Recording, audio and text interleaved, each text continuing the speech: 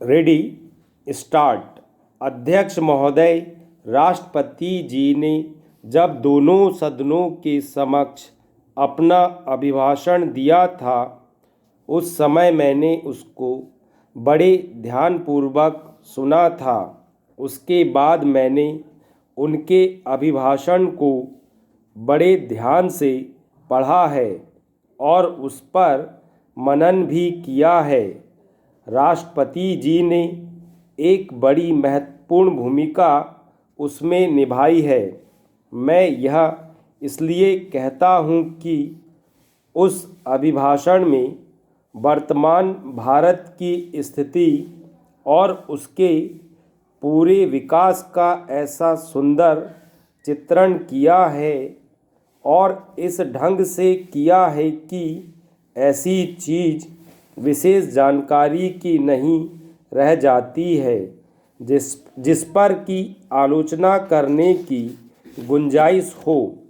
मैं यह चाहता हूँ कि बहुत सी बातें विरोधी सदस्यों ने कही हैं जिनका वे इस सदन में विवरण देंगे और उन पर विवाद करेंगे, लेकिन एक बात उनको याद रखनी चाहिए और वह यह है कि जिस समय से हम गुजर रहे हैं वह एक निर्माण का समय है।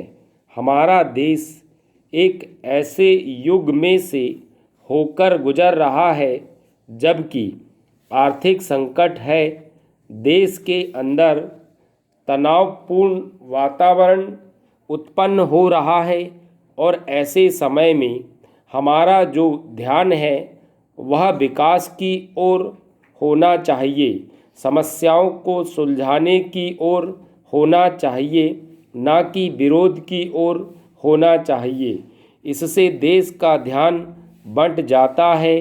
निर्माण के इस समय में निर्माण पर अपना पूरा ध्यान केंद्रित कर देने से यह लाभ होगा कि हर एक का ध्यान उस ओर चला जाएगा। इसके अतिरिक्त समस्याओं पर आप ध्यान दें। किसी गंभीर परिस्थिति के बारे में यदि हम छोटी छोटी बातों को लेकर उस अवसर को बिगाड़ देते हैं तो उसकी गंभीरता नष्ट हो जाती है। राष्ट्रपति जी देश के एक उच्च अधिकारी हैं। उन्होंने जो अभिभाषण दिया है उसमें बड़ी बड़ी बातों का ही जिक्र किया है। सभी बातों पर प्रकाश डालना उनके लिए संभव नहीं हो सका है। इसका एक कारण यह भी है कि बजट आदि प्रस्तुत होने वाले हैं और माननीय सदस्यों को बहुत से ऐसे अवसर मिलेंगे जिनको पाकर कि वे सब बातों पर अपना विरोध प्रकट कर सकें। इसलिए मेरा माननीय सदस्यों से विशेष रूप से अनुरोध है कि वे इस अभिभाषण पर केवल निर्माण की दृष्टि से ही गौर करें और उसके ऊपर अधिक विरोध न करें। आशा है कि ऐसा करने से सबका हित हो सकता है। महोदय, पंचवर्षीय योजना की रूपरेखा पर अपने विचार प्रकट करते हुए मैंने भ्रष्टाचार को समाप्त करने की ओर आपका ध्यान आकृष्ट किया था। यदि भ्रष्टाचार इस देश से दूर नहीं होगा तो जो आशाएं हम करते हैं वे पूरी नहीं होंगी। आज तक जो होता रहा है उसमें एक सबसे बड़ी बाधा हमारे सामने यह आई है कि अधिकारियों का ध्यान देहातों की ओर नहीं है, उनका ध्यान शहरों की ओर अधिक रहता है। यही कारण है कि 80% आबादी की ओर जो देहातों में रहती है वे ध्यान नहीं दे पाते हैं। मेरा सबसे पहला सुझाव यह है कि आपके अधिकारियों को निश्चित रूप से देहातों में रहना चाहिए।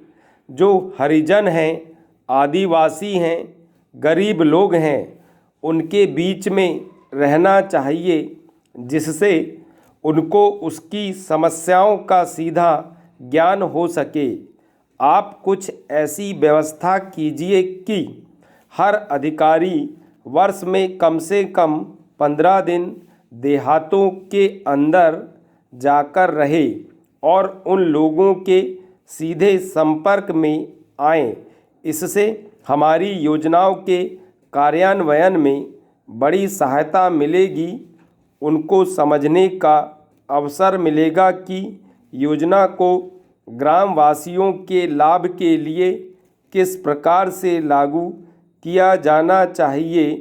मैं एक दूसरा सुझाव यह देना चाहता हूँ कि अधिकारियों को काम करने के लक्ष्य दिए जाएं। उनको निर्धारित लक्ष्य पूरे करने होंगे और जो अधिक निश्चित समय के अंदर उन लक्ष्यों को पूरा कर लें, उन्हें प्रोत्साहित किया जाना चाहिए। और यदि वे उसको पूरा नहीं कर पाते हैं तो इसी तरह से उनकी अक्षमता समझनी चाहिए। आज चारों ओर से यह कहा जा रहा है कि स्थिरता नहीं है। स्थिरता के लिए शांति और व्यवस्था का होना बहुत ज़रूरी है। यदि देश में शांति और व्यवस्था होगी तभी हमारी योजनाएं चल सकती हैं। हमारी जो शक्ति आज शांति और व्यवस्था स्थापित करने में लगती है, उस शक्ति का इस्तेमाल हम अपनी योजनाओं के काम में लगा सकते हैं। हमारा पिछला अनुभव यह बतलाता है कि तानाशाही इस देश में नहीं चल सकती और उसे चलने भी नहीं देना चाहिए। अब जहाँ तक दूसरे कार्यक्रम का संबंध है जिस पर कार्यवाही चल रही है, उसमें कई नेता शामिल हैं। यदि वे एक रूपता दिखलाएंगे तो देश में अशांति पैदा होगी, हमारा प्रजातंत्र समाप्त हो जाएगा। इसलिए इस बात को जितनी भी गंभीरता से लिया जाए उतना ही कम है। अध्यक्ष जी, राष्ट्रपति महोदय के अभिभाषण पर जो धन्यवाद का प्रस्ताव पेश किया गया है, मैं उसका समर्थन करने के लिए खड़ा हुआ हूँ। राष्ट्रपति जी ने अपने अभिभाषण में विशेष रूप से आर्थिक विकास और कृषि के संबंध में उल्लेख किया है। इसमें कोई संदेह नहीं कि पिछले वर्ष में खाद और बीज का वितरण ठीक समय पर किसानों को किया गया और साथ ही भगवान की कृपा रही, जिससे वर्षा समय पर हुई और नहरों व नलकूपों से खेती की सिंचाई के लिए समय पर पानी मिला, जिसका परिणाम यह दिखाई दे रहा है कि इस साल अनाज की पैदावार पिछले सालों की अपेक्षा अधिक होगी। इस अवसर पर मैं कुछ बातों की ओर सदन का ध्यान आकर्षित करना चाहता हूं, जिनका उल्लेख राष्ट्रपति जी के अभिभाषण में नहीं किया गया है।